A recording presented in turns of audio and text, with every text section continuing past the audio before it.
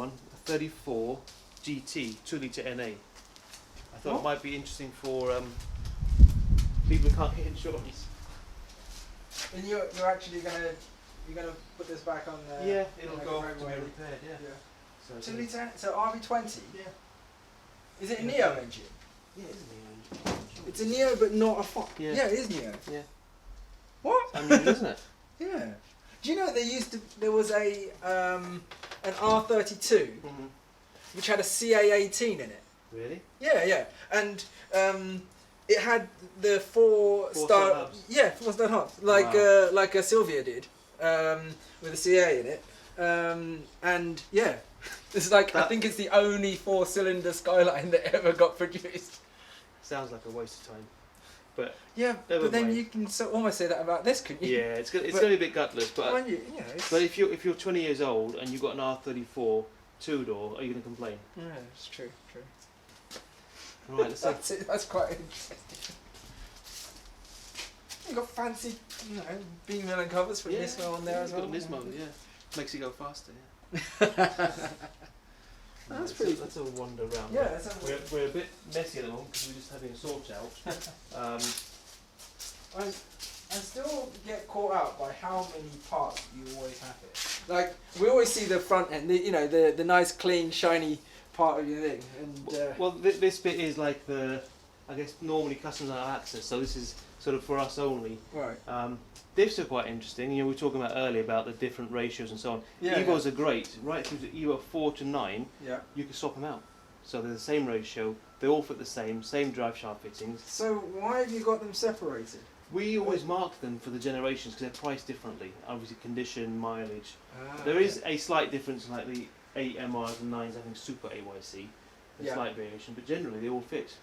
So that's regardless of whether it has the 5-speed or the 6-speed box. Exactly, yeah, same. Because the 6-speeds got introduced from CTs, either 7s onwards or 8s onwards. Yeah.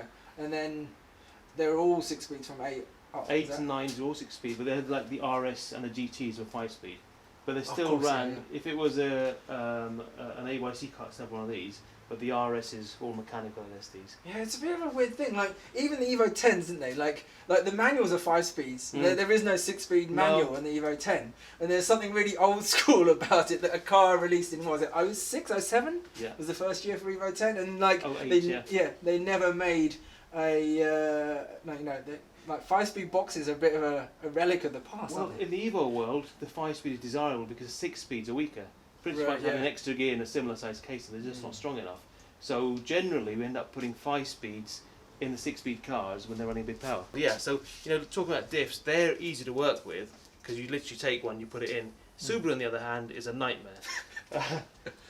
We've got a pallet of diffs here, for example. We stripped some axles down, and I've got probably about 50 diffs there. Yeah. If I ever have to go through the conversation with another person about what applied models for Subaru means, is like the most important thing that you can tell me right now is the letter after your model code in your chassis number. So it's like, I have a GDB, I don't care, just tell me what the letter is after the GDB bit, and then I can tell you what parts fit, because Subaru seem to just want to change parts just because the year changed. It is crazy. And on the subject of diffs, I'll give you an example. Obviously, there's 2 diffs, 160 and a 180.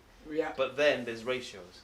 So Europeans, US, Japanese market, they're all different ratios. So I think there's probably at least 10 different types of diffs on a Subaru. And you've got to know which one, because you've got to match them obviously forward drive. You've got to mix diff and gearbox. And the car's will be jumping at 50 miles an hour. But there's so many variations. Flange sizes are different. Drive shafts are different. I'll show you later on our drive shaft store. It's insane. Because then certain models are slightly wider, aren't they? And then so the drive shafts got longer or something. Exactly, yeah. But it's not just the length. The actual CV, the joints themselves, some are female, some are male, and some are equal length, some are staggered. It is really complicated. But that's one of the things we're good at, because we do so many. You can mix and match depending on what people want to build. If they're in a lot of camber, we can go for longer shafts. If they want to convert to a limited slip 180, we can give them different shafts. So you can mix and match. So that's one good thing you can play with, but you've got to know what you're doing. I'm glad you do, because Subaru is like my weak point. There's so many little varieties, and in every good place for tuning, there's always like the one Subaru professor. You know, Mm. like the one Subaru guy that knows all the ins and outs of Subarus because they're a total Subaru nerd. And It's a bit sad, I've isn't never it? been able to be that person. Now that restoration and bringing cars back to like demand for this kind of stuff must be growing now. If you're restoring a car, if you get a Jack that's never been used, where are you going to find one? A genuine Mitsubishi one? You're never going to find Exactly. one. This is not like. I have to be honest, I've owned several cars where I've taken this stuff out the boot and just thrown it away Yeah. because I'm just like, oh, I don't need this. Who needs one of these? And then, 10 years later, they're actually worth something. It's funny, we're going backwards. Stuff we were doing 10 years ago, we need again. There's so Yeah. much demand for that old stuff. So, all this sort of stuff, we keep everything. Even things like battery clamps and... Like, at this stage, how do you decide when something's not worth keeping?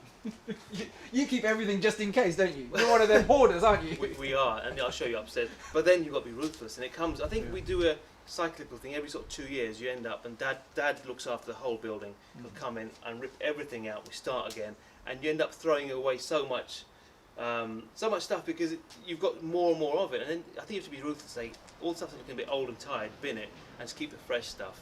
Otherwise, it'd be impossible. It's like this kind of stuff gets me. Like the little clamp that holds down the spare wheel. So you get the bolt and the little spacer that makes sure it doesn't rattle around. That's so easy to lose this kind of stuff. And where would you find the genuine part? I think Subaru won't be able to get that. That's crazy. This is why I love coming here. Just like walking around. And it's like your performance parts shop is kind of cool just because you actually have a lot of retro and rare things in there as well. But all these little parts are laid out exactly as... I think this is the part of the business that interests me the most is the learning and working out what fits. And I think some of the challenge also what you can make fit in other cars and you sort of fabricate. As you know, we've built lots of unusual cars, so it's a bit of fun to mix and match and put stuff together. But sometimes. That's the thing, you see. I think for a lot of us, we see a broken car that might not be complete, and we see that as a broken car. You see that as a massive box of bits, don't you? You fundamentally look at cars from the other direction as a compilation of usable parts rather than what is no longer a complete car. You're right, and I think it's almost looking at the car under the skin, regardless of how much damage it has, what colour it has. It's what's under there is what's valuable to us. The bodies aren't really of much value in the grand scheme of things, and they can be a headache because you've got massive storage costs as well. So right. you really got to strip them out and use the bits that you need. But this is how we normally do them. So every little sensor, so this section's Evo 10 for example, everything will be marked, stored and ready to ship. Now this bit is very hard for us to stock take, but Sarah's helping us now put every component on the website, so you can actually go online and you can get yourself one of these solenoids, place an order. So do you list them by their original manufacturer SKUs? No, And then assign it to one of your own? Exactly. So we have a manufacturer part number that will be stamped on each item. Yeah. For example, the starter motor there. So you've got like there, for example, that will be there. We'll have that part number on the website. We'll have the weight, the value of it, and we'll have our own SKU. So someone can actually order it online, and we come here, pick one out, make sure it's all good condition, ship it out, and it's there the next day. So that's the idea of doing it like this. And the only way you can do it is to be organised. If you had like just shelves, like a scrapyard pile, then you could never do it like this. Well, that's the thing. Like, I think one of the things that surprised me when I first came to all those years ago, we were much younger then, weren't we, Sash? Was that somebody described to me what you do as a business. You described to me what you do as a business, and all I could imagine was that you were like this scrapyard king. Right? And then I got here and it's like everything was laid out, it's organised, it's tidy. You were on top of things, and it's like the term breaker gets used in quite a a rough fashion, I think. And technically you're kind of in that same game, but you just do it in a completely different way. We try to do it as you would treat new parts, and that's how we try and visualise it. And we're not, it's not a scrapyard. There isn't a big dog out there and a greasy floor with piles of cars. It's more of a warehouse of used parts. That's how we see it. And we often say to people, we don't have cars. We don't have cars here at all. It is just parts. And it's a simpler way of doing it. And like you see, once it's organised, it makes life a lot easier. And that's down to my dad putting all this together. But let's wander upstairs and I'll show you some more interesting bits.